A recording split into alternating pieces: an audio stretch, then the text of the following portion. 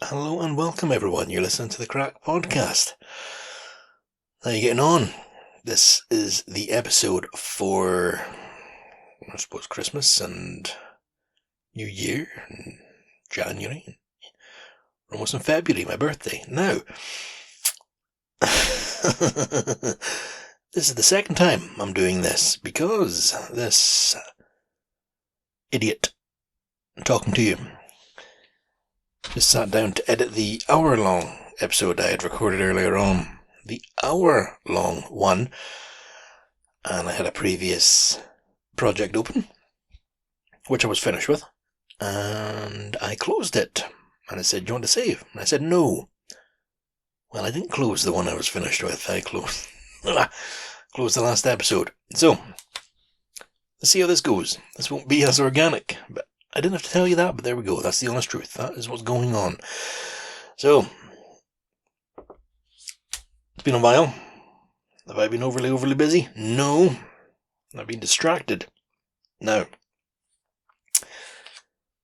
this is really weird, actually, because I'm going to be like, have I told you that before? Yeah, I have told you before, but I didn't record it, or I didn't send it to you. So,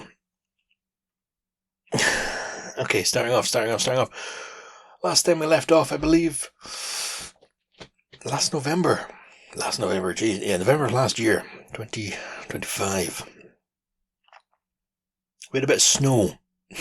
We didn't have a white Christmas, but we got some snow around about then. That seemed to make everything look nice. And what I said about the snow was, it didn't bring everything up here to a grinding halt. You know, sometimes snow comes and the world stops. It's usually England and the news, but it happens in Scotland as well. It didn't really affect us here in Inverness too badly. I think it was bad in Aberdeen and certainly in the Grampian area. But I don't really know that through work. But the night it snowed heavily, I was working night shift, and as the night went on, as the shift was going, every now and again we'd look out the window and just be like, Jesus, it's still snowing. It just kept going. And then about 4:30, 5 o'clock, I went to go and get fuel for my car, because that's when I go and refuel. Night shift. There's nobody there. I drive around. So I went and did that, and the roads were untouched.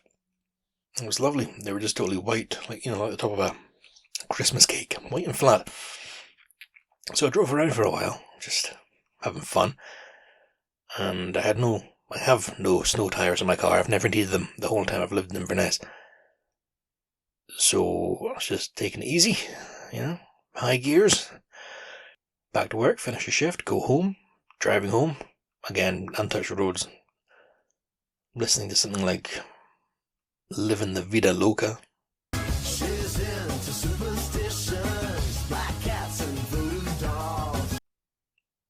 Driving along, singing away, and I turn into our car park. I turn a little bit too fast, and the car just skites sideways. So I didn't crash. Nothing bad happened. I didn't hit anything else, but that was my lesson, not to get too confident. Even if the snow doesn't go above your ankles, it can still slide. So to take it easy.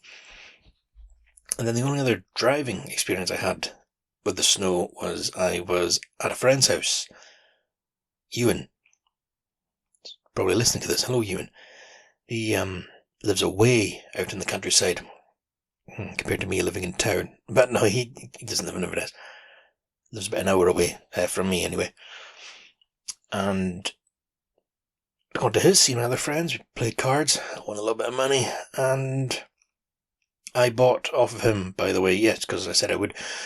I'm going to plug it on the podcast. I'm not sponsored for this, guys. I am not sponsored, but Ewan works with wood. He's a talented guy, crafty, good fisherman, better fisherman than me, and he, at the moment, is in the business of, side business, got a side gig, side hustle. He makes chopping boards for the kitchen, and I bought one off of him, and I don't think I'm ever going to have to buy another one as long as I live. 31, but I intend to live to be an old man, so good quality stuff. What I'll do is I'll put the link underneath to the website he sells them on. And if you're interested, you know where to go. And if you're not, then you don't have to buy them. But I can vouch for you. It's a solid chopping board. It's decent. So anyway, yeah. Playing cards at his, bid goodbye, and as I'm going up the road, it's a farm road. It's off the main road. It's still tarmac and stuff, but it's away over the hills and far away where the Teletubbies go to play. So way out there. And starts to snow. Holy shit. Driving home. Trying to smoke my cigar as I go, and then the snow just starts coming down. Just hammering on the window. And the faster you go, it looks like Star Wars when you got the going fast. So that was fine. So took it easy. But yeah, so I'd say, it's not February yet, but we've been pretty lucky up here actually regarding the weather this year. Bit of ice, a wee bit of snow, but nothing to write down about. Not like the winter of 2010, you know what I'm talking about. But no, it's been fine. It's been all good. And then, yeah, we didn't have a white Christmas. Christmas was nice.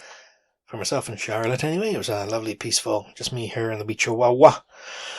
We had Christmas dinner in the flat and watched a few films and stuff. We didn't do much. Ideal. Beautiful. We went out on the 23rd to pick up the butcher pack that we'd ordered. And I may have mentioned on here a few times that I have a stutter sometimes. So what's the point? So the story there is we went to pick up the butcher pack, and we were in the butcher's, and the lady came over and said, "How can I help you?" And I said, "Hi, it's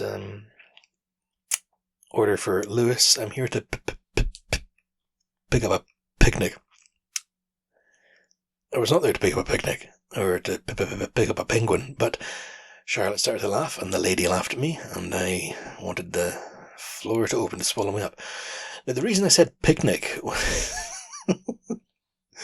was because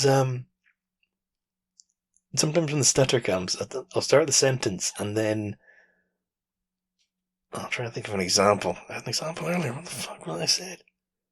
Oh, I don't know. I can't think. Okay, right. So let's say we're going to go to the cinema. And I say to you, do you want to come to the cinema, right? So I'm going to say to you, do you want to come to the cinema? But the stutter comes out. So I say to you, do you want to come to the... I want to go to say cinema. It's like my tongue gets stuck behind my teeth. I can't say it. So if I push it, it'll go... However, what I can do is I can take a little sidestep. And I can use a word similar. So I could say pictures. So it'd be like, would you like to come to the pictures? So so I went to the butcher's to pick up the thing. Start to stutter. Instead of saying pick up geez, now I'm doing it for real. Instead of saying I want to pick up a pack, or a butcher pack, or pick up an order, I, for some reason, thought I could say picnic, but I was not picking up a picnic. But that's what's funny as that encounter got. I did not have a fun time. We can look back and laugh about it now. It's all fun and games. It's humiliating. Butcher pack itself, solid. Recommend it, guys. You got your butcher meat. What is it? You got your turkey meat. You got your sausages and bacon for everything. But the turkey meat, it wasn't a turkey we got. What? Fucking, it was a turkey. But it didn't come like, one of these Thanksgiving, fucking center of the table birds all glazed and shiny and golden. It was a turkey that had been cut up. Well, not cut up, but like all the bones had been removed and everything. And then it was rolled up to like a loaf. Doesn't sound very appealing. It's a loaf. And it had a net over it like a roast beef. So I'd say we cooked it. Charlotte cooked it. It was banging. And it lasted a few days. It was delicious. So in the future, we're going to, if we do Christmas dinner or anything like that again, I'm going to get one of those turkeys. There's a name for it, but it escapes me, and I'm sorry. Bang, it was tasty. Anything else happen over Christmas? Oh, before Christmas, just before, for Charlotte's birthday, her birthday was way back in April, and it will be this year. But her brother's got a few nights away in, it's like a cabin, but there's a hot tub. So we went to go and do that. That was lovely. Sat in a hot tub, smoking a cigar, just chilling the fuck out. Very chill. I was laughed at by everyone that went, me and Charlotte, because she packed a wee suitcase. She's a girl. I, however, brought 2 carrier bags and a shortbread tin. The reason for which is when I go fishing, the shortbread tin carries my cigars, anything else I need to bring. So we went up to this place, I put my cigars in the shortbread tin, put the Fire Stick, because there was internet in the thing, so we could plug it in and watch anything. And I think I put my toothbrush in there as well. So it's everything I need, right? So she starts laughing at me, going, "You got a shortbread tin?" "Yes, I do have my shortbread tin. Right, leave me alone. It works." And then she laughed at me for bringing carrier bags instead of a suitcase. Now, the reason I brought carrier bags is because we're going for 2 nights, okay? So I don't need a suitcase. I just need a change of underwear and maybe a change of top and pajama bottoms. Just bringing all these fucking outfits. It's just me and her in this cabin. Well, she ran out of room anyway in her little suitcase, so she started using my carrier bags. So I was fucking laughing at. There we go. But no, I mean, I've never been to one of these things. You see them on people's Instagrams and stuff sometimes, where they go away and I don't know how to describe it. You go away and you have a hot tub. It's lovely. And it's peaceful. And yeah, it was very, very, very relaxing. I enjoyed it greatly. What do we watch? Muppets Christmas Carol, and I had the Fire Stick, so I watched a few old Starsky and Hutches and stuff. What was cool was when we arrived, the guy came out, introduced himself, all very nice, and he said, "There's bread for you." "You what?" "Just baked us a loaf of bread." So he genuinely, when I say he just baked us, we got there, and it was in the bag, and it was warm, and it was sweating a wee bit. It was that fresh. It was just this loaf of bread. I was like, holy, just for us, nice. Cut it open, some butter on it, a wee bit of salt. Oh man, should make bread at home. It was tasty, delicious. Yeah, so that was that. That was that. And then Hogmanay came. Again, that was quiet, drama-free, ideal. I was working the day shift, Hogmanay itself, and then I was night shifting the first, but Hogmanay came home from work, finished at 7:30, lay down to have a wee nap, woke up at midnight. Woke up at midnight, went through, Charlotte's in the living room, bells, wished her a happy new year, gave her a kiss, went back to bed. And then about 1 o'clock, I woke up, she'd come through. "Do you want to watch Stranger Things?" "It's on at 2. Alright, so we stayed up, watched Stranger Things. Lovely. No drama, hassle free. But I didn't even have a dram. I've got a few whiskies up there on the shelf, actually. Fucking classy son of a bitch. Didn't have any. Didn't feel like it. So, for the rest of the year, I suppose to have a whiskey at midnight if I want. What time is it? It is midnight. I'm not going to do that. But, yeah, again, drama free. Ideal. Oh, my voice was on TV just before Christmas. It was on TV for the Christmas special, or something called Bros in Control on CBBC. That was cool. And my voice is going to be on TV again, if you feel like watching. It's on Channel 5 at some point. I'm going to be doing a David Attenborough, which basically means there's going to be a thing on. It's called I Love Nature or Love Nature or something. And there's going to be some geese, and there's going to be some grouse. And there's going to be a sultry Scottish voice narrating. Hello. It's going to be me. So I'm going to do voiceover. I've already recorded it and sent it away. I think it's been edited. Recorded it right here with this very same microphone, these very same headphones, and this very same computer. But yeah, so it's for Channel 5. If I find out when it's going to be on, I'll let you know. And if I don't, then I'm sorry, but I don't. So, grouse and geese. GG. Ever nudging closer to professional voice work, huh? Very cool. Yes. So I'm not at work at the moment. I am at home. Sorry, this is very disjointed. It's very strange because I'm saying things that I said literally like 2 hours ago. Yeah, home and not at work at the moment. I take all my annual leave in January. So we went away to Vienna, capital of Austria, for a few nights, and it was lovely. We flew from Inverness to Amsterdam, which leaves in the afternoon, so we didn't have to set the alarms for 4:30 or anything like that. The flight's at 2, so, trundle up there 11:30, you get through everything. It's Inverness, though, so you had to... They take their security very seriously there, just... Fucking ISIS. Don't go near Inverness, you're not going to get a fucking plane down there, okay? Went through security, I went to take my boots off, and the guy said, no, you leave your boots on now, it's okay. Alright, cool. I'll go through the thing. You stand aside, sir? Oh my god, yeah. It's your boots. I thought he was joking, he was not. Alright, cool. You put your foot on this, and they have this step thing where you put your foot on it and it scans your foot. Can you remove your boots, please? Oh my god. Okay, thank you. Standing there in my socks. Okay, you can go. Thank you. So I'll go over. My tray hasn't appeared. Where the fuck's my tray? Well, Charlotte had you. You're only allowed so many fluids through on an airplane. Once again, in case you make a bomb. In case you want to take down the Inverness to Amsterdam Thursday afternoon. Anyway, going through, Charlotte had used my hand luggage for some of her containers. I don't know what she brings. Girly things. Scents. Did I bring anything? I brought some aftershave, but a tiny little ball.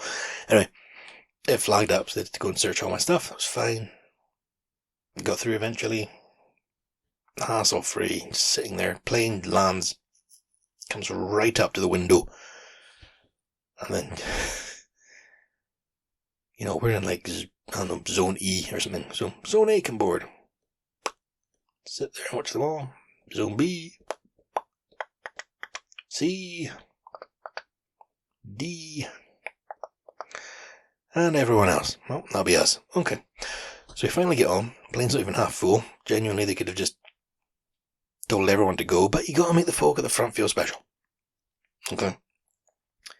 We get on, we get space for our luggage up above and the things, because we're too tight to pay for... I don't say too tight. You can pay to bring a suitcase, but it gets checked onto the plane, and because we're going for 2 nights or whatever, 3 nights, we don't need a suitcase. I brought more than just carrier bags and a shortbread tin, but we didn't need luggage. So we got our pull-along hand luggage suitcases up in the thing. Take off, it's fine, it's lovely, KLM, very comfortable. Get a wee sandwich, coffee. Sandwich got cheese on it, cheese and a spicy mayonnaise. It's tasty. Brown bread. We land at Schurbel, Amsterdam airport. Massive airport. And in Inverness, when the plane landed and came right up to the window, that's not the case in Amsterdam. You land and then the plane drives for a while, and then it stops, and then a bus has to take you. Whoa. So that's all going very well. And then, hey, we're making good time here, Sherlock. This is going well. We don't have to wait for any luggage because we have our hand luggage. So we get that. Straight through the airport. Now feeling quite cocky. Following the signs for the exit. Left, right, down this hallway, down this escalator, along on this. Use the moving floor thing. Don't know what it's called. Magic carpet, maybe. Who knows? I can show you the... There we're going. Go down the stairs, and then... Oh, what's this? The room's full of folk, and they're all snaking through the middle. Big SSS. Huh. Passport control. Luckily, we're not foreigners, we're British. Oh, we have to queue too. Oh, but, yeah. EU folk and Swiss folk, they can just go and use this machine where you put your passport down, and it scans, takes a photograph, and you get in, no bother. But because we've left the EU, guys, we have to queue. Now, they had one policeman doing this for the whole room, so we had to wait over an hour to do this. Finally get out to the guy, and he asks, where do you come from? Inverness. Where do you go? Where did you come from, Cotton Eye Joe? Terrible joke. Asks what we're doing. What? Sorry. Slam the desk. Why are we there? And it reminded me when I went to Amsterdam, my friend Jamie, when the policeman asked us that, why are you here? This time, with Charlotte answered and said, we're on holiday. All right, cool. When I was with Jamie, for some fucking reason, I think to sound official, when he asked, what's your reason for visiting Amsterdam? When folks say, are you travelling for business or pleasure? The guy said, so what's your reason for visiting Amsterdam? I said pleasure. And I remember the way his eyes flicked up from my passports briefly and made out and looked back down again. That was a weird thing to say. Anyway, we got through, and then to get fucking tourist board over here, to get from the airport Amsterdam into Amsterdam itself, easy as fuck. You go through the airport, and then there's these big machines. You get one-way tickets into the city for the train, which you then go downstairs and the train's there. So we had to wait like 5 minutes. You don't go outside. You leave basically the last time you go outside is from walking from Inverness Airport out to the plane. And then the next time you're outside, you're in Amsterdam city centre. So we did that, got the train in. And what we did next was we got the sleeper train. It's called Nightjet. Sleeper train to Vienna. It goes through the night. So we had been making great time. And then the unexpected hour and a bit it took us to get through a checkpoint to prove that we're not, I don't know, smuggling people or anything. That slowed us down. So Charlotte was hungry. I can always eat. And she wanted a McDonald's. Okay, that's fine. You want some McNuggets? I'll get you some McNuggets. We were in the centre of Amsterdam. It's bound to be a McDonald's. And we used the Google Maps on my phone. It says there's one right outside. Alright, fucking 10 minutes away. Easy. Right, so we'll go outside then. Follow the map. Whoa, it was cold. Yeah. Stepped out of the train station and Arctic breeze, to be dramatic, hit us. So, alright, cool. Now, we're quite a bit further away than planned, and I don't want to miss the train. So, sorry, I'm just trying to fix this on the fucking mouse here. So we decided, according to Google Maps, there was a Burger King nearby. Burger King, next best thing. We'll find that. No, we did not. Follow the map, left, right, down, along. No, you're here. No, we're not there. We're not fucking there. By that point, it was like, okay, we have 10 minutes before the train arrives and I really don't want to miss it. Can we just get some food? Okay, what's nearby? Okay, there's a kebab place there and there's some New York pizza thing there. Charlotte doesn't like kebab meat, it's got lamb in it. Okay, well, I fucking love kebabs. I went and got kebab. She went and got some pizza. All good. The kebab was fucking delicious. Chips came covered in mayonnaise. That's the way they do things over there. And her pizza was pizza. Nothing special. But, we were fed. So what's there to complain about? Well, what is there to complain about, guys? We got up to the platform. We got up to the platform to get to our train.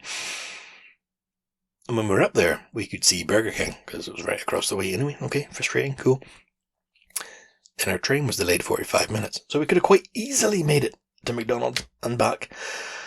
We could have quite easily made it to Burger King. So we didn't get the McDonald's we wanted in Amsterdam, Dudums, but we were on plenty of time for the train, and I had a lovely kebab. Can't complain about that either. So it's lovely. Got on the train, found our cabin, because we paid a wee bit more and got a private ensuite sleeper cabin. The train had different, I'm not fucking paid to advertise this, but the train had different, I don't say tiers, like class, like the Titanic, so the one we got, 2 beds, it's like a bunk bed. Well, it's a bunk bed, there's no other, it's like a bunk bed, it's a bed above the other one. Yeah, it's a bunk bed. There's a wee table and a cuck seat in the corner, folds down from the wall. Then the small ensuite, which is just a tiny, tiny drain toilet, sink, and a shower, but that's a generous way of putting it. There's a sort of tap that you can pull, and it comes away, it extends. And then there's a hook for it at the top. I didn't have a shower in the morning. It wasn't that pleasant. I had a bird bath, but fellow men out there, if you've ever tried pissing on a moving train, when you're standing up, and you're rocking back and forth, and you're just, you got to work on your core, and get your fucking both feet down, you find, yeah. I wasn't going to try and shower on a moving train, because that's how you break a leg. Very comfortable though. We got in, the guy came, took our ticket. The ticket, whoa. They get sent to you electronically, and I'd saved it on my phone the same way you get a wee QR scanner. And then, the night before, I think it was actually that morning, because this was the same day we left Inverness. I'd gone into my work at 2 o'clock that morning to print off the tickets. I'd emailed them to myself and went to work and printed them off, because if you use them on your phone, they have to wake you up at the borders. I don't know why. They didn't check our passport once, but if you have the phone, they come and they check on you. But if you give them the actual paper ticket, they just take that away and put it in a pigeonhole. So that's fine. Gave the guy that, and he came back with 2 little bottles of, wasn't Cava or Prosecco, it was some sort of German fizzy wine. It was nice. I tanked it. And then we were off. And it was lovely. It's fun. It was an adventure. I've never been in a sleeper train before. It's Wi-Fi, all good. So, Germany is massive, by the way. Like, fucking 16 hours we're on that train. Anyway, I had the top bunk, because I'm a man, and I didn't sleep. So, I did not sleep. At 3:30 in the morning, the train did an emergency stop. I don't know why. I didn't, it's not something you really know what to think about. Well, my fucking head nearly ended up in my ankles. By the way, I was lying the way the train stopped, just slid down the bed. Everything on the table hit the floor. Charlotte woke up. She was sleeping off and on. I tried to read. Couldn't get into the book. I'm trying to read that book a few times now. Inherent Vice. I don't know. Playing games on my phone. I was gambling on my phone. Slot machines. I won 40 quid. I lost 40 quid. Pissed off. The last time I checked the time, it was after 5, and I had my alarm set for 6:45, so whoa. And then in the morning, because we had the cabin, we got a fancy breakfast. I say fancy, it was a breakfast. Very nice.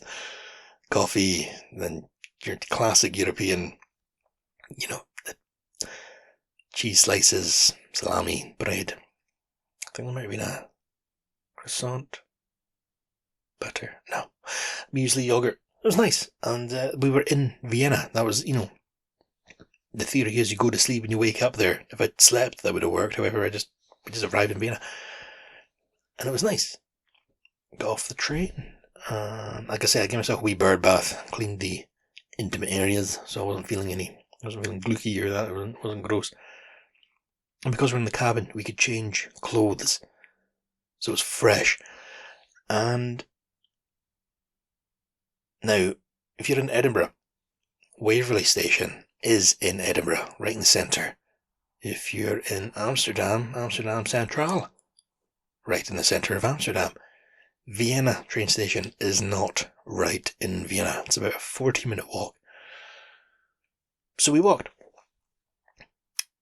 Which I think's fair enough. We'd been in that cabin for 16 hours and didn't do a lot of walking. So set off and went to find our hotel, and it was a very nice walk. It was crisp, it was cold, it was fresh, it was refreshing, it was very nice, but it was early in the morning, if you like, so our check-in was about 3.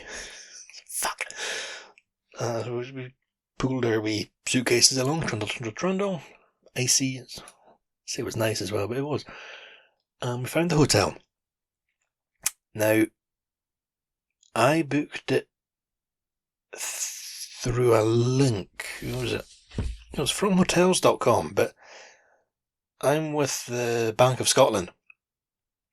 And that's who I have one of my credit cards with. And they have a thing every now and again where if you follow a link on their website and you purchase things through, like say for instance you're going to go to, let's say you're Prince Andrew, use Bank of Scotland, and you're going to Pizza Express. Sometimes they'll have a thing where if you pay with a Bank of Scotland card with Pizza Express, you'll get money back or something like that. But they had that option for Hotels.com, so I think I got 2% back. So, alright, cool. I'll use Hotels.com. Now, the way we always find our accommodation is we sort cheapest to most expensive. And then with the cheapest, we then work out the distance from the centre, because we're always fine walking far to get to the hotel, but ideally we want to be within 10 minutes of the centre. Especially, if I don't know the place. London's different because the tubes are so easy, but in Europeans, London isn't Europe. Okay, you know what I fucking mean, right? But with those other cities, I prefer to be close to the centre.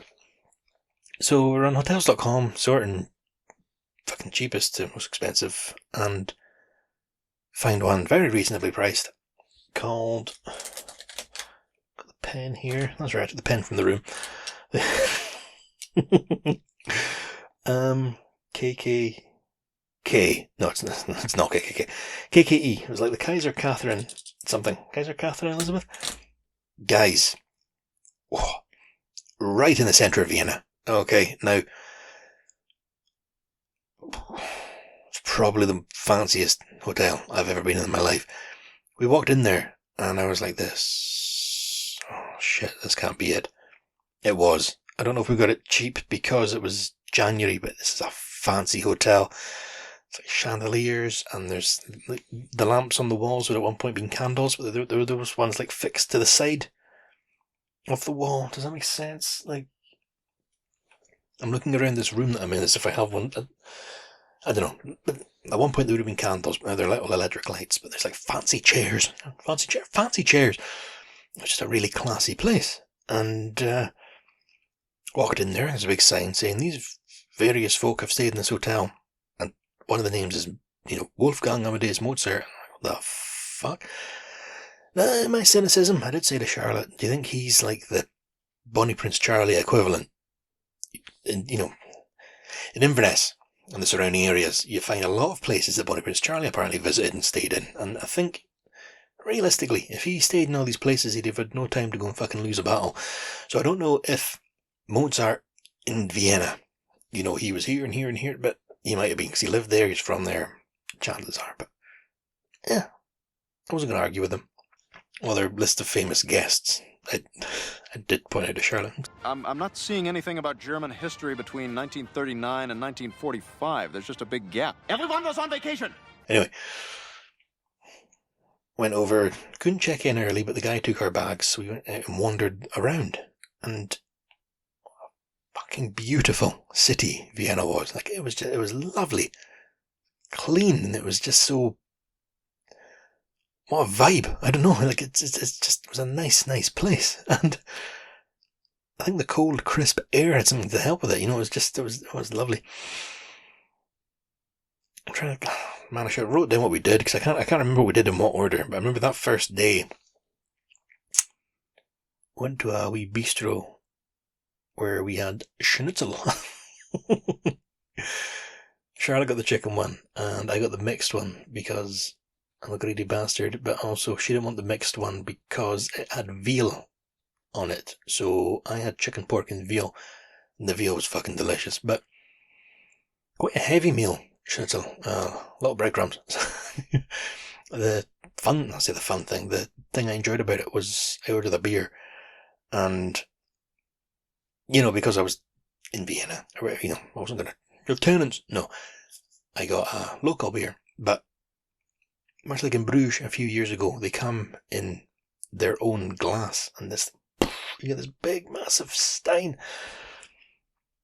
Quite ahead on that beer, fucking not the way we do things back here, but it's the way they do it over there, that's fine. Tasty, delicious. Then we just wandered around. I can't remember what the fuck we did. It's really annoying me. I can't remember what we did that day. Can't remember what order we did things in. But when we were there, touristy wise, we did go to Mozart's house. And, well, he had Mozart, Amadeus Mozart. I think he's quite a weird guy. Quite a strange dude. But basically, he never had solid financial success in his lifetime. He would spend his money as soon as he made it. So if he was doing well, he was doing well. And when he wasn't doing well, he wasn't doing well. The house that we saw, the museum, that was where he lived when he was doing well.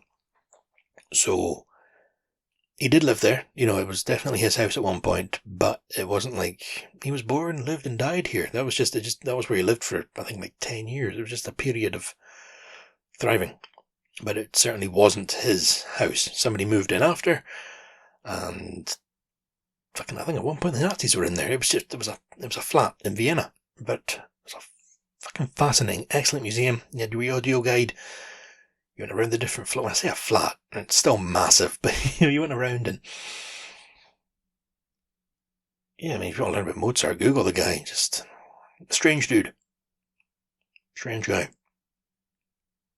talented. Oh, you fucking think so? Yeah. Talented guy, but I think he had some issues, and that was great. And then we went to Sigmund Freud's. This wasn't the same day. Day after, I don't know. Went to Sigmund Freud's house, which I thought was going to be quite like Mozart's thing. 'Twas not, guys. 'Twas not. What I know about Sigmund Freud was he was a psychiatrist who is like the butt of a joke. If you have a friend who's too close to his mum, you'll say something like, fucking Freud would love that guy. You know, because that's the Freudian... Oh, what's the word for it? He thinks guys want to do their mums and girls want to do their dads. Anyway, that's grossly oversimplifying it, but I don't know much about his theories.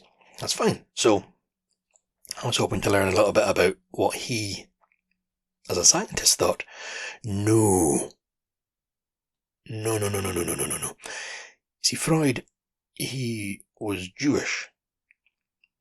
So, I've got nothing against that. So, he lived in Austria at a time when, unfortunately, it wasn't easy to fucking, was it not? No, it wasn't easy to be Jewish when he was, because that is when the Nazis occupied Austria. So a large part of that museum is dedicated to, not just to him, not just to his story, but to the Jews of Vienna and their treatment and the concentration camps and everything like that. So I do understand, obviously, they had a very hard time, but that place left me bummed out. Fucking poor me, huh? No, we went there in good spirits, and when I left, I was... Man, that was heavy. Wasn't expecting that at all. I should phone my mum. No. But, still interesting. It was just, it wasn't what I was expecting, and I still don't know very much about the guy's theories. What else happened in Vienna? Oh, if you've seen The Third Man, an Orson Welles film, truth be told, it's the reason I wanted to go to Vienna in the first place. That's what put it on my radar. Or if you've seen License to Kill, the Timothy Dalton Bond, there's a big Ferris wheel. There's a big Ferris wheel in Vienna, and at one point, for a long time, it was the biggest Ferris wheel in the world. I'm assuming the new one is in Dubai. I've got no proof for that, I'm just assuming it is, but at one point this is the biggest Ferris wheel in the world. So I want to go and see that, because it's in these films. You know, in The Third Man, they have a very big philosophical conversation on it, looking down at the people below. Have you ever seen any of your victims? You know, I never feel comfortable on these sort of things. Victims? Don't be melodramatic. Look down there. Would you really feel any pity if one of those dots stopped moving forever? If I offered you 20,000 pounds for every dot that stopped, would you really, old man, tell me to keep my money? Or would you calculate how many dots you could afford to spend? Free of income tax, only. And in James Bond, James Bond. We went to go and find it. It was away out of the centre, so it's a good 45-minute walk away, but it was fine. Followed it on the maps. Google Maps is incredible. We live in the future, guys, you know. You seen these folk with the Garmin watches where you just put in your destination and suddenly you can just follow it on your... Oh, it's like something out of Grand Theft Auto. And so we walk along the canal. It's all very nice. Walk through a park. It's all snowed over and white and just beautiful, genuinely. A lot of folk walking their dogs. Very nice. And then we see the Ferris wheel. Wasn't hard not to see. It's massive. And it's in a theme park. But the theme park is closed. So, the sort of one thing I wanted to do in Vienna, we were unable to do. It was closed. But the theme park wasn't shut. And what I mean by that was you could still walk through. There's a road that goes through it. It's a massive theme park. But they're doing maintenance on things. So, like, there were other folk kicking about, but there was no one in the theme park. People just used it as a way through, and there was like staff working on some of the things, but it was essentially just me and Charlotte in this frozen, cold, frosty, misty, empty theme park. It was like Scooby-Doo or something like that, because they were working on things. There was like the ghost train was on, we're walking through it, and there's this big massive Ferris wheel just looming over us, and then you hear like and the train would shoot past. That was weird. Or you keep walking along and then suddenly this big nutcracker thing starts to turn, and this is weird. So I wasn't gutted. I was, I'd have liked to go up the Ferris wheel. I didn't get to. Boo fucking who. Alright, but I got to walk through a spooky Austrian theme park with my fiancée in the morning. It was a lovely memory. I'm actually glad that was what happened there, rather than just going to a theme park, because a theme park's a theme park, but not everybody gets the Scooby-Doo experience. It was lovely. What else did we do that day? I went to see the Danube. That's what I call it, the Blue Danube. That's where the music comes from.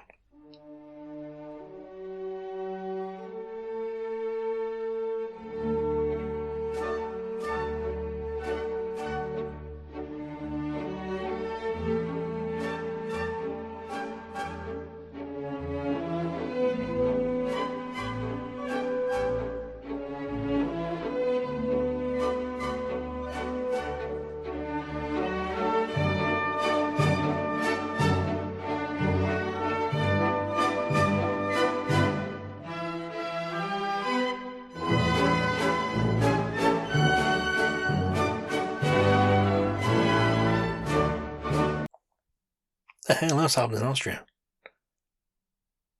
Oh yeah, 40 minutes. Gee, that's going to be another sort of long one, guys. This is a special episode, alright? This is the November, December, Christmas, Hogmanay, January episode. I'll tell you about the breakfast. The hotel that we were in. Like I say, so I've got the pen here. That pen was in a leather folder when we got into the room. It's a posh place. The fuck, there's a minibar in this hotel, guys, alright? I don't stay in hotels with minibars very often. The leather folder had a bit of information about the hotel, about the Kaiser Catherine, or whoever the lady was, you can tell I read it. And it said something about the hotel being famous for breakfast. Oh, okay, cool. Nice. So we went down and we asked the night porter guy, he was like, excuse me, we're in room, 319. Could we please pay for breakfast? Could we come and have breakfast? And the guy, and everyone speaks fucking incredible English. It's embarrassing how, I've got Duolingo, guys, I'm learning Gaelic and German, but just how good they speak English, how good they speak, just puts me to shame. But the guy said, no, you simply just you turn up in the morning, give your room number, and you can pay for it, and it'll be added to your bill. Alright, fucking sound. So we turned up between 7 and 11, and it's a fancy place. They were nice, they're all over us, and the dining room where the breakfast was, again, it was a hotel, but it's like a palace. There was, big high ceilings and ornate carved skirting around the room and portraits on the walls and stuff. And hi, can we come for breakfast, please? Yeah, please take a seat anywhere you want. Is there, okay, cool. She comes over and Room number? 319. You haven't paid? No, we're towards the... Yes, of course, no bother. And then she shows us how it works. It's a hotel breakfast. She goes, you get your coffee there, juice there, pastries, I think it was cheeses, meats, eggs. Then what was there? Yogurts and cereals. Alright, lovely, thank you. So, straight over, coffee, strong, delicious. Get a wee orange juice, pastry, jam. In fact, they love their boiled eggs. Boiled egg, slice of cheese. Same as on the train. You know, your cold meat, your cheese, your egg. Come back to the table. And the thing to sign, there was no charge then because you pay on checkout. But the bill, if you like, is there to sign. €70, guys. What? 70 euro, €35 each. And, oh god. Now this isn't like, it's not a Premier Inn breakfast. There's no sausages, no bacon, no hash browns. Where's the fucking black pudding, guys, alright? There's no tatty scones. This is just, in fairness, very good coffee. Slices of cheese, cold meats, bread, pastries, and boiled eggs. Yogurt and muesli. €35. So it's like the Charlotte. Fucking eat, alright? Because if I'm paying 70, 35 each. Well, fucking no exaggeration. I think I had 5 coffees, 5 orange juices, 3 croissants, fucking... How much cheese could I have? Boiled egg, 2 or 3 bowls of yogurt with muesli. Let's get my €35 worth there, guys, right? It's delicious. I had too much coffee. Started to get the shakes. It was nice. Then the next day we had a much cheaper breakfast.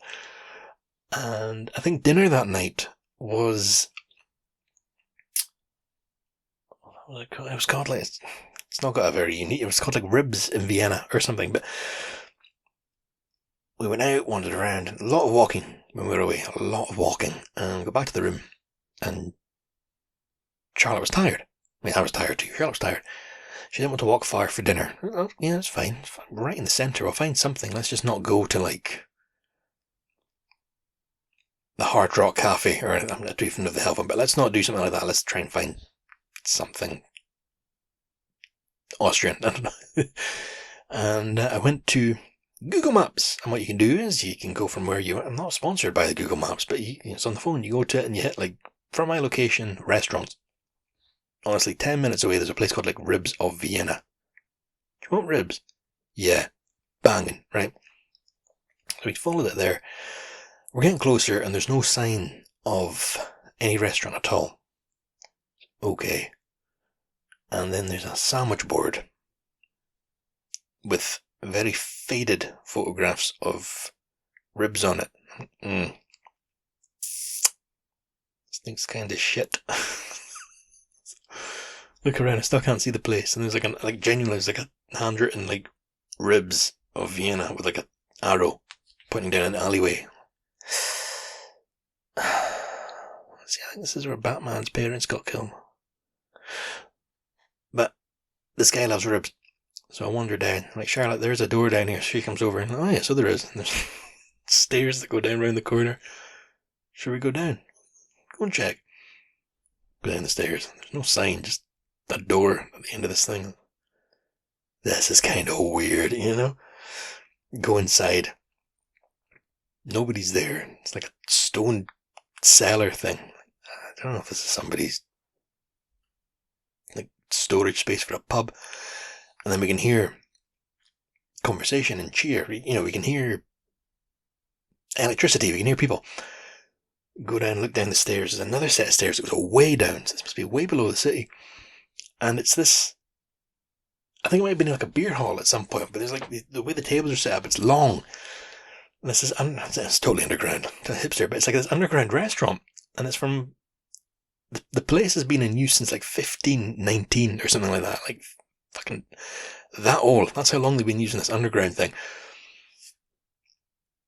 And it was fucking incredible, guys. It wasn't expensive. It was delicious. And I once again got a big beer with it and fucking lucked out. We got a sharing platter of ribs. So you got a load of ribs and you get some fries and salad. And Charlotte had one rack and then suddenly she was full. So don't mind if I do. I finished that. Delicious. But I'm sure it's called Ribs of Vienna. But it's, I think it's famous in its own right. I'd never heard of it. We just found it because it was nearby. And nearly didn't go in because it didn't really look. It's just a bit. I don't think this is a restaurant. This is just some sort of basement. Anyway, had a good time. And then, was that the night on the way back? No. One of the nights on the way back, I went to McDonald's to get a drink because the shops were closed. And there's a lot of spars there. The spars were closed, and I went to get a drink, so I went to McDonald's. And I know this is like Pulp Fiction. But you know the funniest thing about Europe is? What? It's the little differences. I mean, they got the same shit over there that they got here, but it's just there, it's a little different. In Paris, you can buy beer in McDonald's. And you know what they call a quarter pounder with cheese in Paris? They don't call it a quarter pounder with cheese? Oh man, they got the metric system. They wouldn't know what the fuck a quarter pounder is. And what do they call it? They call it Royale with cheese. Royale with cheese. That's right. Now McDonald's over there, they have like a bakery section where if you order a coffee, it doesn't just get spat out of a machine. Somebody actually like presses the beans in. This is a McDonald's. Yeah, so that was that. And then what else did we do? I don't know. Eventually, we made our way back to Amsterdam. Got the sleeper train back. We got the cheap seats back to Amsterdam. However, about an hour into that journey, I was like, I can't do this, Charlotte. I'm sorry.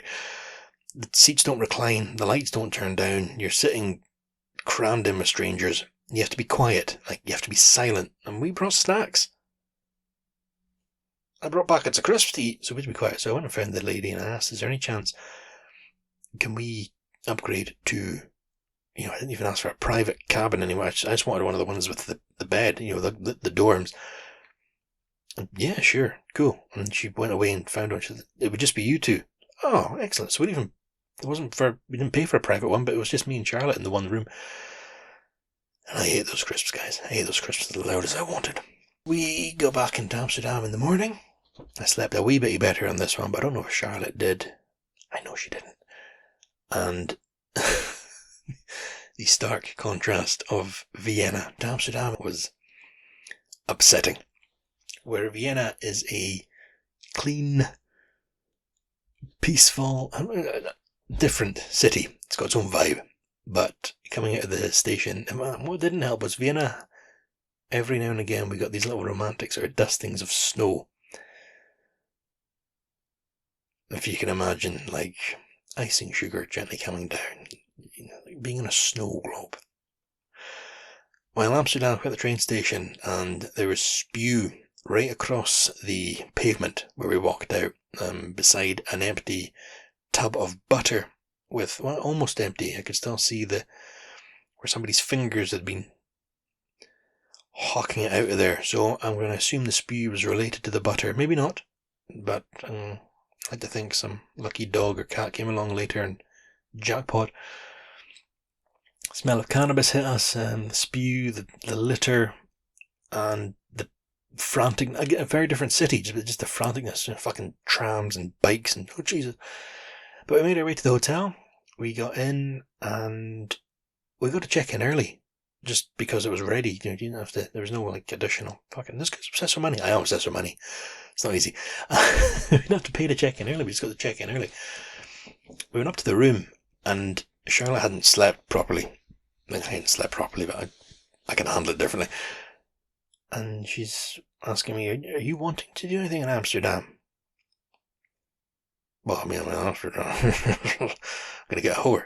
I did not. I mean, she basically said, would you be okay if I just had a nap? Would that annoy you? Like, no, darling, you have a nap. Relax.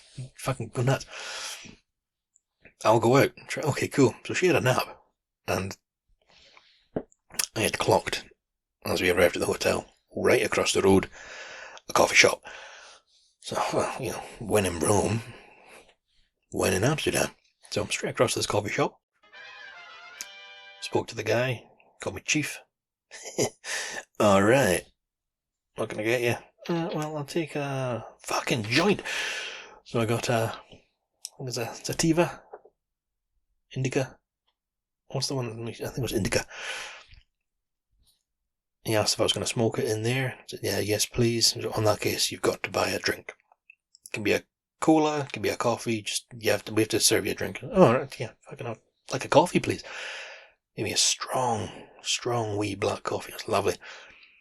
And then there was a table right at the window. I just sat there,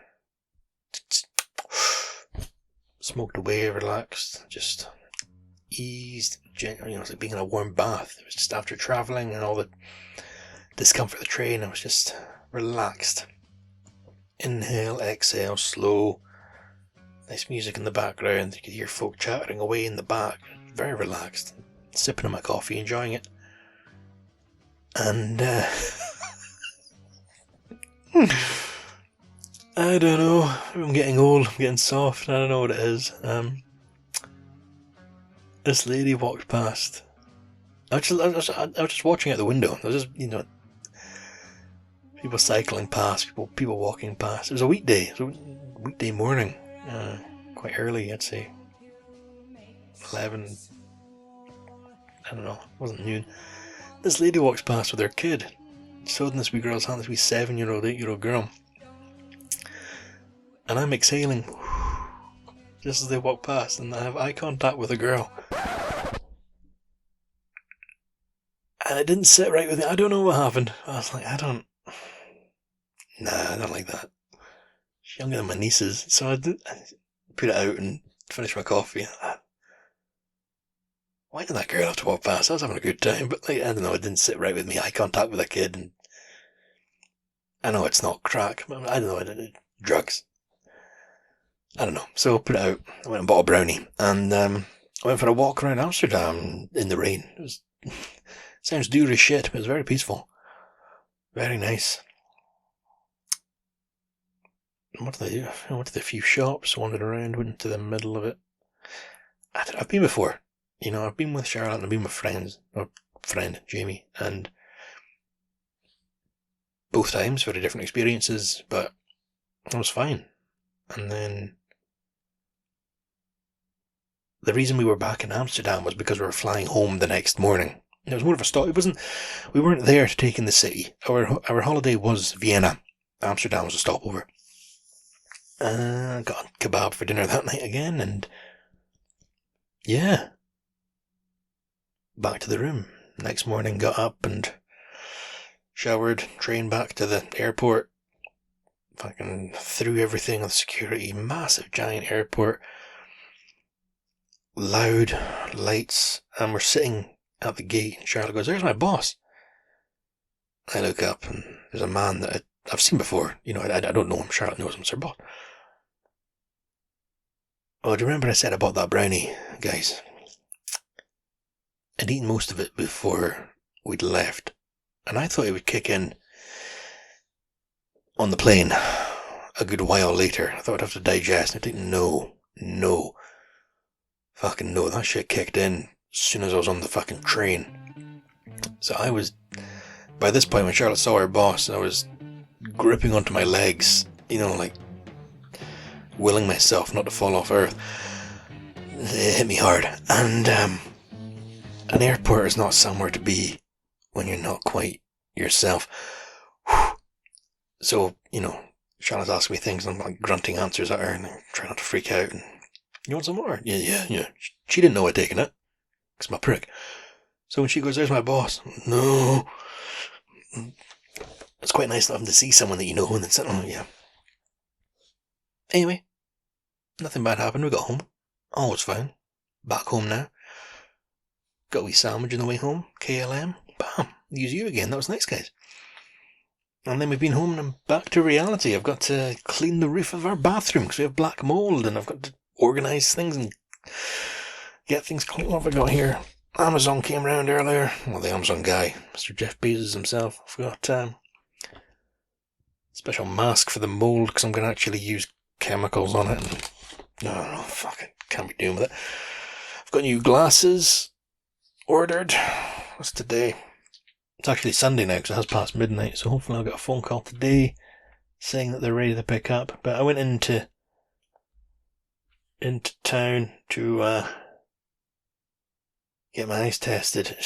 Charlotte noticed how close I've been sitting to the TV to play games, and then we'd be driving along, and I can't see number plates, or we'd be on holiday and she'd see a sign miles away. She doesn't wear glasses. I do.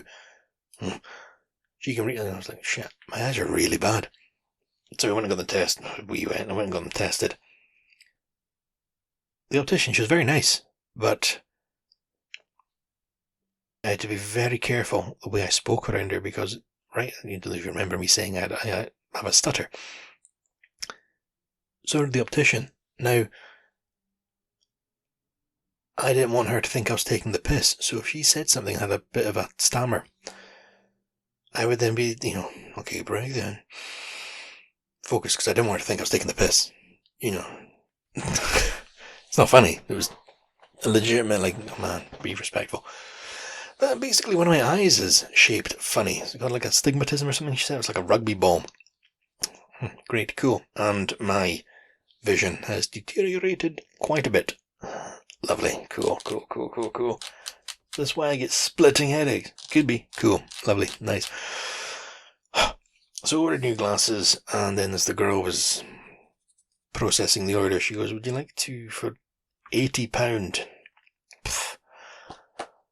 you can get like anti-scratch, anti-glare, anti-blue light, fucking, I don't know, all kinds of stuff, but also thin lenses. And then she went, and I would advise the thin lenses because this prescription you've got, these are going to be bulky glasses. Fuck. Yeah, so I don't know. I did pay for it because when she said that, I just had these visions of like it was Charlotte. It was like, oh, you're going to be like that guy in Trailer Park Boys, Bubbles. And I was like, no, So, we'll see how those glasses go. Right, how am I doing for time? Right, that's over an hour, I would say. So, oh shit, did I delete them? Earlier on, I recorded all those guys. Whoa. So this has actually been quite a weird thing to do. It's been like echo. But I did. I read out a few messages I'd received, but earlier when I was walking the dog, I was thinking over, and I realised I read them in the wrong order. I read the one that got a better answer first. So what I'll do is I'll read them again, but I'll read the one that I read second. I'll read that one first, because that's, yeah. Okay, so if you want to get in touch, by the way, if you know me in person, just do what people do, and message me personally. I don't know how if you have WhatsApp, that's fine. Instagram message, I don't care. However, if we don't know each other, hello. There's a website for the podcast. That's how I got these messages. So I'll put the link underneath the episode as I do. Put the link for you and chopping boards as well. But the link on the website, there's a contact thing. You fill it out, and it does come through to me. It comes through to an email. So that's how I got these. If you want to say happy birthday, say happy birthday. If you want to shout out anything like that, just go mad. These two I'm going to read are more personal, I would say. Personalised. I don't know. Anyway, right, I'll get on with it. So the first one, this one says, "Hi Lewis. I just wanted to drop you a quick note from here in England to say how much I really enjoy the podcast. I look forward to when a new episode drops. That said, if I'm being honest, the gaps between episodes can be a bit painful. Every time I finish one, I'm left wanting more and checking back hopefully for the next release. I completely understand these things take time, but I thought I'd let you know there's at least one listener impatiently waiting. Thanks again for a great podcast. Keep up the good work. I will be listening whenever the next one appears. Best wishes, a listener from England." So again, I've already answered this. It's like I already spoke earlier about this. The reason I gave for this was I really appreciate you listening, and I am delighted that you listen. I could use my work as an excuse, but I work shifts, and I can't commit to every Sunday night or whatever. There's a bit of truth in that, but also, for me to sit down and do this, it takes time. As anything does. Everything takes time. But my incentive to get it done, if you like, is just purely that I enjoy doing it and I enjoy knowing that folk listen to it. And it gets my thoughts out. So I'm not going to say it's like therapy, but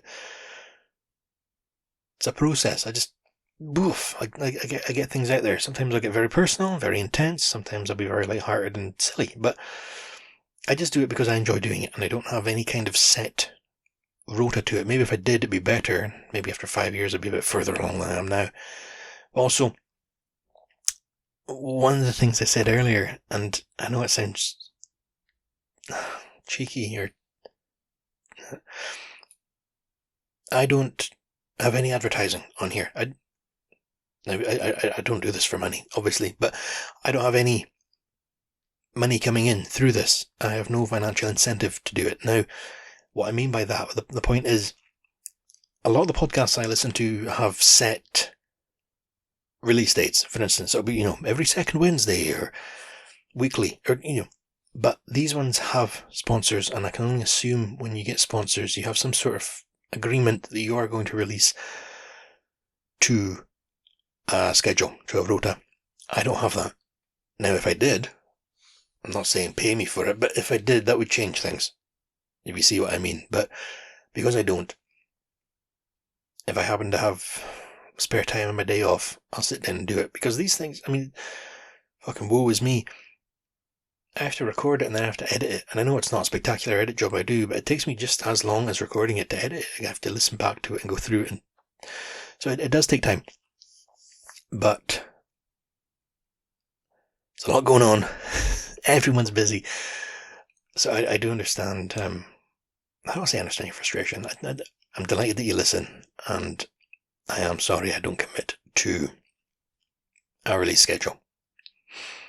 If I was being paid for it, that'd be different. You turn up on time to work because you have to extra paid. Well, that's that one. But thank you very much for listening, and thank you for your message. Now, the next one is from Andy. So I'll get into this one. Andy says, "Hi, the crack. Hello. I just wanted to say how much I enjoy the podcast.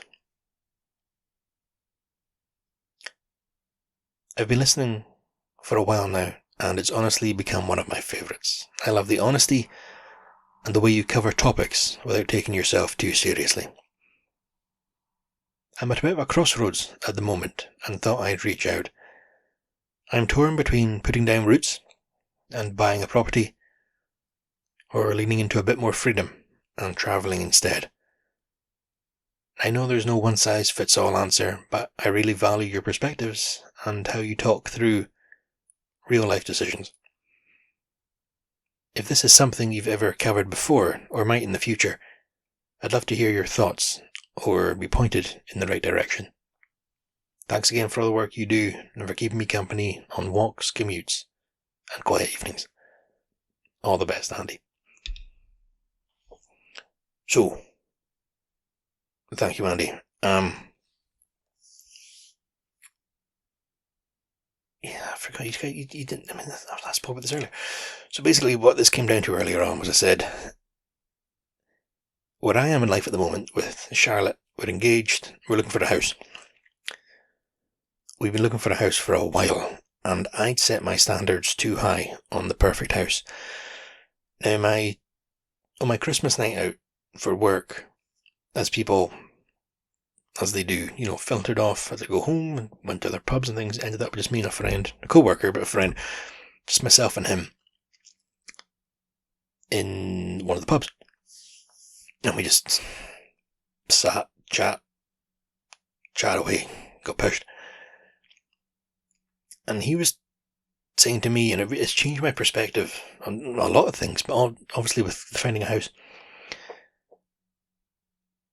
realistically, you're not going to find the perfect place. So don't wait for the perfect place to come along. You have to make the perfect place. If you're looking for a house that's got a white picket fence, 2 washing machines, a stone path in the garden, you're not going to find these things. You're going to have to build that picket fence. You're going to have to buy that washing machine. Find the house and make it perfect. Make it perfect. And I don't mean poison your neighbour's dog and try and chase them away. There's things like that. Like, obviously, I'm not saying buy any house. If you go around and it's not correct, fuck that. But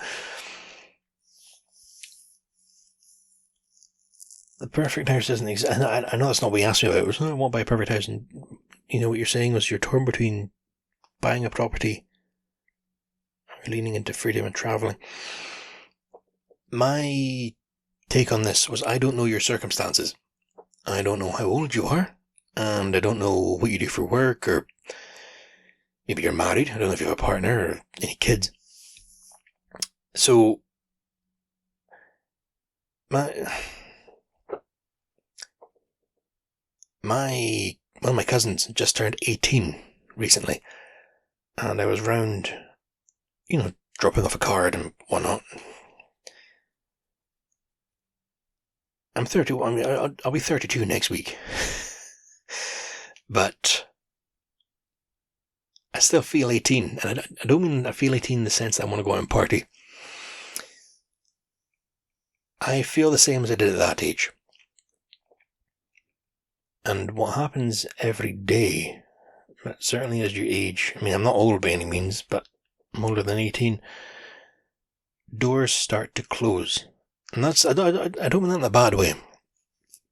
But when I saw my cousin there, obviously I remember her being a tiny, tiny wee baby, holding her and seeing her as a toddler start to walk and stuff. She's 18. All I could see was the potential that lies ahead of her. All of these doors are open.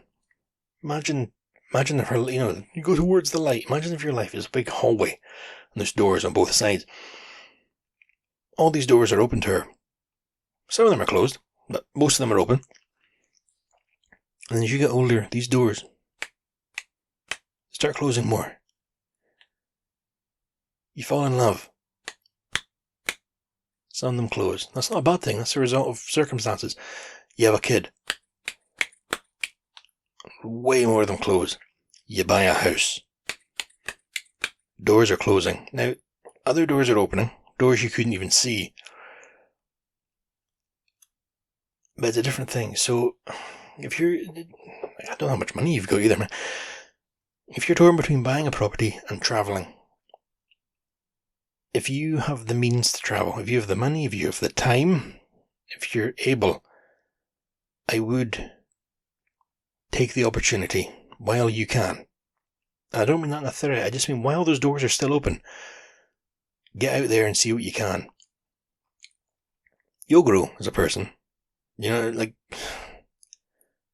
forgot to tell you about in Amsterdam, this guy came up to us and he just shot himself and he was asking if I could help. No. Anyway, so hopefully you'll have a good time. But yeah. Anyway, yeah. Sorry, just thinking about that guy. He's having obviously the worst night of his life. It's good to meet Charlotte. Just, can you help me? No, man. Fuck off. Traveling will only broaden you as a person. You'll see. I was gonna say you have to go and experience it, but you'll learn that people are basically the same. Human beings are the same everywhere. We are all one. Oh, fucking hippy dippy there. But you'll grow as a person. So you can't. I was gonna say, there's no way to describe how important that is, but not everyone is able to go and do that. So if you are able to go and do that, that's what I would advise. I can't tell you what to do. So if you're able, I would say go and travel. I don't know what your job is, and maybe you have a career and you can't go, but if you're able, if you're not anchored, fire on, man. Before you have a kid, Now, people I know that have kids, that they wouldn't change them for the world. Might change aspects about them, but they wouldn't get rid of the kid. If you're able to, I would say travel before you settle down, because you can settle down after you travel, but you can't travel after you settle down. Yes, you can. Yeah, but not in the same way. So, right. Andy, hopefully that helps. Sorry, I couldn't offer more. If you're able, go and travel. If you're not able, buy yourself a property. I mean, fuck, if you're able, buy a property, rent it out and go travelling, then you go get some income, but you don't know your circumstances. And thank you for listening to me on your walks, commutes, and the quiet evenings. I don't know where you're from. When you say commutes, is this, you on the New York subway, or you? I get the feeling you're British. Don't know why. Maybe you're Scottish. Anyway, if you want to get in touch, guys, do it through the website. Maybe I can't offer you life advice, but I'll certainly read it out on the podcast if that's what you want. But right, I'm going to call it there. So, over an hour. Then I'll edit this, hopefully not delete it. Now, bear to the thanks. Thank you to Blackmail and to Cora. Blackmail, thank you for the theme tune. Cora, thank you for giving us the logo. Thank you for your artwork. Thank you both for your talents. Thank you, listener. Yes, you. Thank you for listening. Alright. I do it for you. I do it because I enjoy it, but I do it because you listen. And that's why it's there. I've probably forgotten a bunch of stuff to talk about, and I need to get this edited. But I'm going to leave it there. So yeah, thank you, Blackmail. Thank you, Cora. Thank you, dear listener. I really mean that. And I'll speak to you next time. So, as always, guys, you look after yourself. Be good to each other. Don't take any shit. Just be good. Alright, I'll speak to you next time, guys. Bye for now.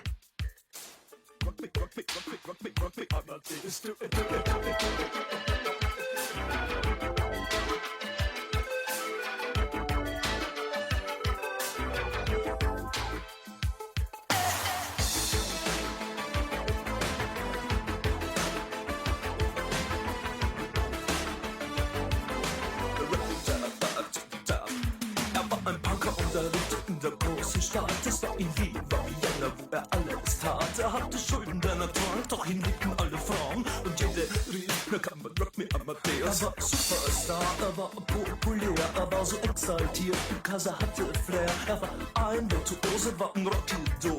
Und alles rief, na kann man Rock me Amadeus.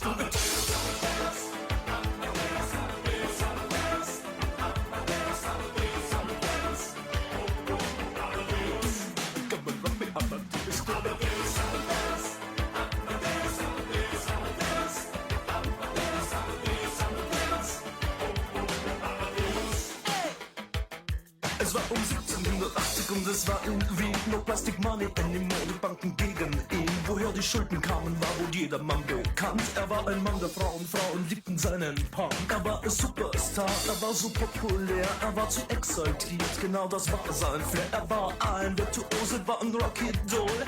Und alle suchten noch heute Captain Rock me Amadeus.